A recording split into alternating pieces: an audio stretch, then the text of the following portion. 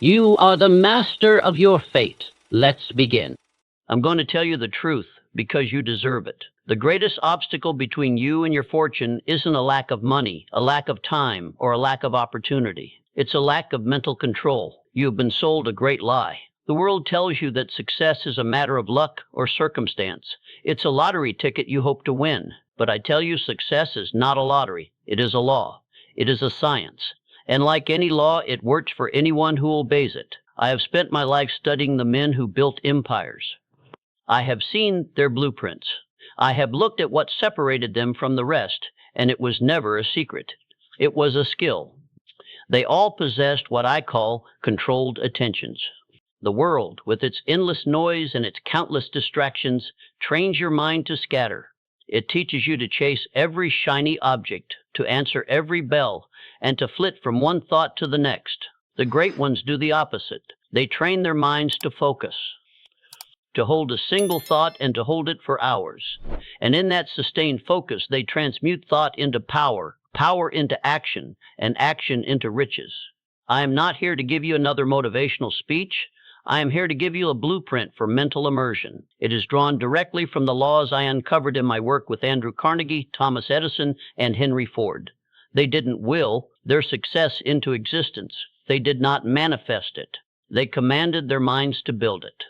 In this message, I will show you what indecision and mental drift truly cost you. I will show you how the great ones trained their minds. And before we end, I will give you the exact daily practice to burn this law of focus into your subconscious. This is your new mental blueprint. You will learn how to stay locked in for hours at a time, without emotional drift, distraction, or fatigue. This is not about willpower. This is about mental law.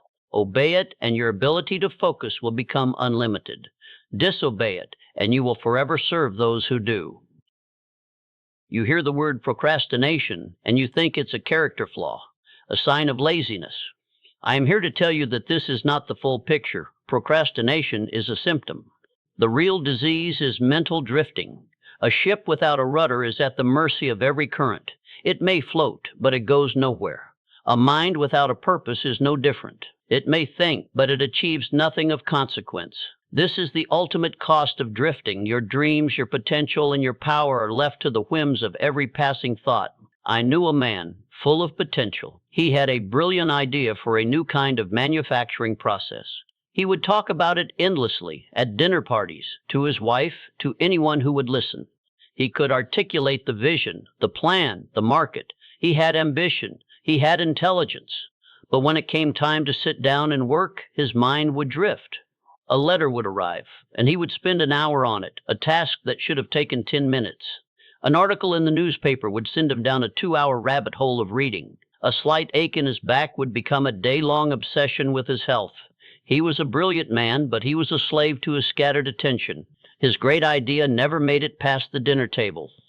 It died a slow, quiet death, not from a lack of talent, but from a lack of focus.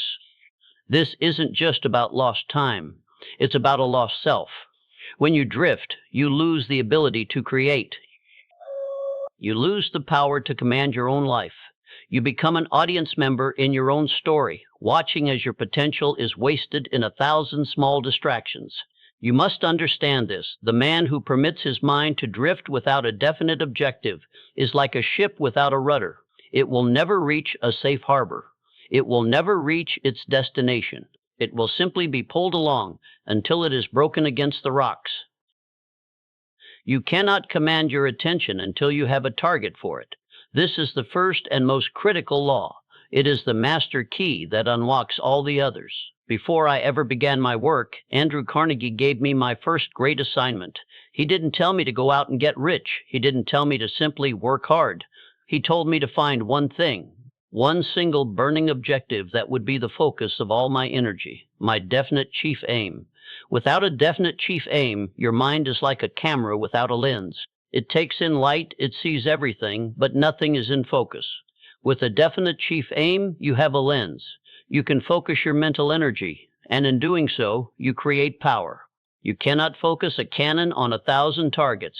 You must choose one and aim with precision. This is the hard truth many people avoid. They want to be rich, but they have no definite plan. They want to be successful, but they have no clear vision. They want a better life, but they never sit down and decide what that better life looks like. They are afraid to choose, because choosing means committing.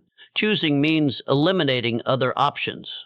And they have been trained to believe that having options is the same as having power. It is not. It is the opposite. Your assignment right now is to write down your single, non-negotiable, definite chief aim. Make it tangible. Make it specific. It must be something you can see, feel, and believe in. This is the starting point of all achievement. Without it, the rest of this message is just theory. With it, you begin to build. Once you have your definite chief aim, you must learn to hold it, to focus on it with such intensity that all else fades away. This is the art of controlled attention, and it is the key to all success. I watched Andrew Carnegie do this in a way that was almost frightening. He would sit in a room surrounded by business papers and reports, and he would simply think. But it wasn't just thinking. It was a kind of mental immersion. He would take a single problem, a single objective, and hold it in his mind for hours at a time. He would turn it over and over, examining it from every angle until it was completely solved. He once told me, "The sun's rays do not burn until brought to a focus." That is the secret. A scattered mind is like scattered sunlight. It creates a pleasant warmth, but it cannot create a fire. A focused mind, however, is like sunlight passed through a magnifying glass. It can create an inferno. Carnegie's ability wasn't a gift he was born with. It was a discipline he practiced. He built his mental strength just as a man builds physical strength, through repetition. Each time he held a thought, he was strengthening a mental muscle. Each time he resisted a distraction, he was reinforcing his command over his own mind. You see, the mind, like the body, will grow stronger when it is challenged. You must begin to challenge it. You must start to hold your definite chief aim in your mind for a set period each day. 5 minutes, 10 minutes, 20 minutes, whatever you can manage. The goal isn't to be perfect, but to be consistent. Every single day, you will sit down, you will bring your mind to a single point, and you will hold it there. You will feel the urge to drift, to check a message, to look at a list. This is the resistance. This is the weight on the bar. The more you resist it, the stronger your mental muscle will become. The mind is a garden. What you plant there will grow. Most people spend their lives planting weeds of doubt, fear, and distraction, then wonder why their garden is barren. We must cultivate it with purpose. The mind acts on the suggestions it is given. This is the law of autosuggestion. I saw this truth at work with every single man who achieved great things. They didn't just hope for success, they programmed their minds for it. They fed their subconscious a constant diet of their definite chief aim.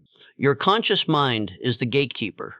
Your subconscious mind is the engine. When you repeat your purpose, your goals, and your affirmations, you are giving the engine a new command. You are telling it what to build. This isn't some mystical New Age practice. This is a cold, hard, psychological law. Your subconscious mind cannot tell the difference between a deeply held thought and reality. It will work tirelessly to bring your dominant thoughts into being. So, we will use this law to build mental stamina. We will use repetition to make focus a habit, not a struggle. Here is your tool. I want you to take the statement I gave you, that daily affirmation, and I want you to make it your own. You will repeat it to yourself morning and night. You will repeat it before you begin your focused work. I hold my purpose in mind without wavering. I reject distraction. I think with power. I move with direction. I command my focus for hours. This is not a wish. This is a command. You are telling your mind what to do. The more you say it, the more you believe it. The more you believe it, the more your subconscious mind will work to make it a reality. The act of repeating this statement will become a ritual. It will become a signal to your mind that it is time to focus, to command, and to build. This is how you begin to build a mind that is not only capable of focus, but is hungry for it. You make focus a habit, and a habit becomes a law. Focus isn't just about blocking out noise. It's about building a sanctuary for your ideas, a sacred space where they can grow, free from intrusion. I saw this in the lives of Thomas Edison and Henry Ford. These men were not just inventors or industrialists, they were architects of their own minds. They understood that the greatest workshop they possessed wasn't in some factory, but between their ears. Edison, for all his genius, was not a man who was always on. He was a master of the mental switch. When he had an idea, he would retreat into what he called his workshop of the mind. He would take that single idea, that one problem, and he would mentally isolate it. He would turn it over and over, refining it, testing it, and building it in his imagination long before it ever took physical form. He was creating a blueprint for reality. Ford was no different. His mind was a place of ordered thought. He didn't allow for chaos. When he was working on the assembly line concept, he didn't just have a vague idea. He had a complete, detailed mental picture of every single component, every single person, every single movement. He built it in his mind, and then he built it in reality. This is the key. You must learn to create this workshop for yourself. You must mentally isolate your definite chief aim and protect it. When you are focused, you are not just working. You are entering a sacred space, a space where your ideas are safe from the fear, doubt, and distraction that would otherwise kill them. You have been given the gift of imagination. Do not let it be a playground for your fears. Make it a workshop for your dreams. The greatest enemy you will ever have to face is not a competitor, a critic, or a circumstance. The greatest enemy is your own negative thoughts. I wrote an entire book on this subject, Outwitting the Devil, because I saw how this drift demon takes root. The devil, as I saw it, is not a creature in red tights. The devil is simply the habit of drifting. It is the voice that whispers, "Start tomorrow, it's too hard," or "Who are you to even try?" This drift demon is a master of disguise. It doesn't always present itself as laziness. Often, it comes dressed in the clothes of good intentions. It will tell you to do more research instead of starting. It will convince you that you need to learn just one more thing before you can begin. It will tell you that a small task is urgent, so you can avoid the large, important one. You must learn to recognize this devil and destroy it before it starts. Here is my method. The moment you feel the urge to drift, the moment you feel yourself pulled toward a distraction, a doubt, or a fear, you must immediately ask yourself a simple question.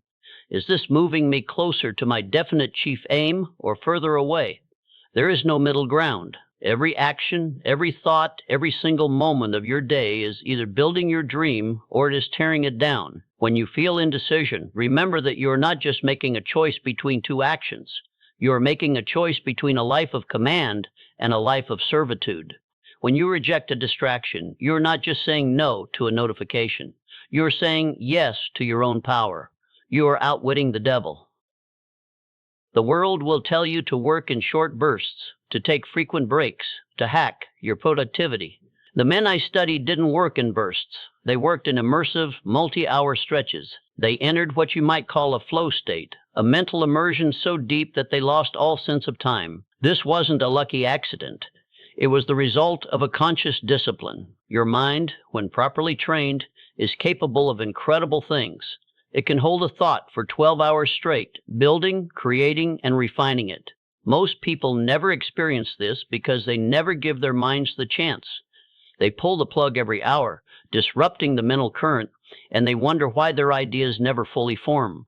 To enter this state, you must prepare. First, you must have your definite chief aim clear in your mind. Second, you must command your mind with autosuggestion. Third, you must create a protected environment, a physical and mental space where you will not be disturbed. Tell people you are not available. Turn off the notifications. Close the door. Then you begin. You start with your focus, holding your thought, and you do not break. The initial moments will be a struggle. Your mind will try to wander. This is where your training pays off.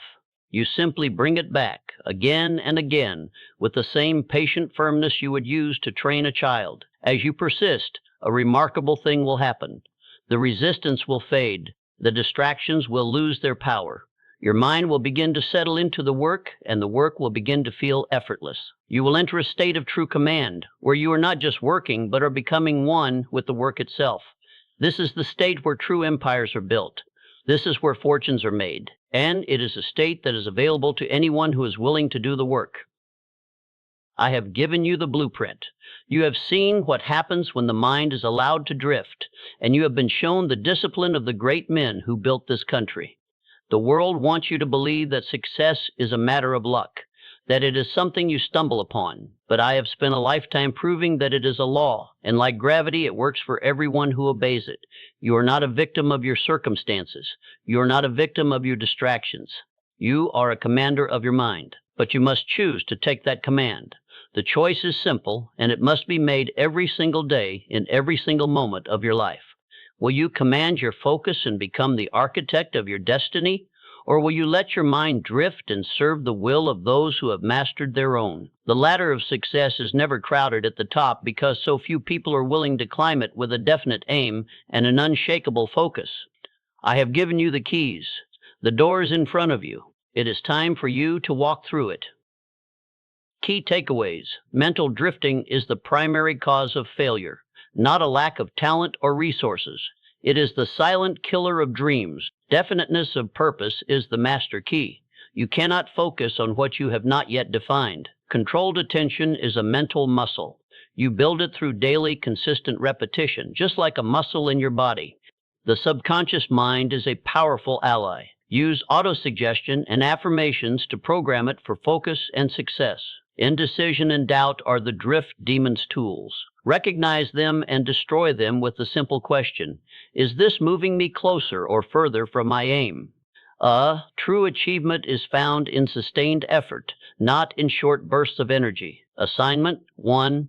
Define your aim. Immediately after this message ends, take a single sheet of paper and write your definite chief aim at the top. Be specific and precise. Read it aloud to yourself 5 times, morning and night. 2. Practice the pause. Today, before you begin any important task, pause for 60 seconds. Close your eyes. Visualize your definite chief aim. Bring it into sharp, clear focus in your mind. Do this before every single important task you undertake. 3. Use the command. Internalize the affirmation. I hold my purpose in mind without wavering. I reject distraction. I think with power. I move with direction. I command my focus for hours. Use it as your personal mental command whenever you feel yourself beginning to drift. Remember, your success begins the moment you decide to act.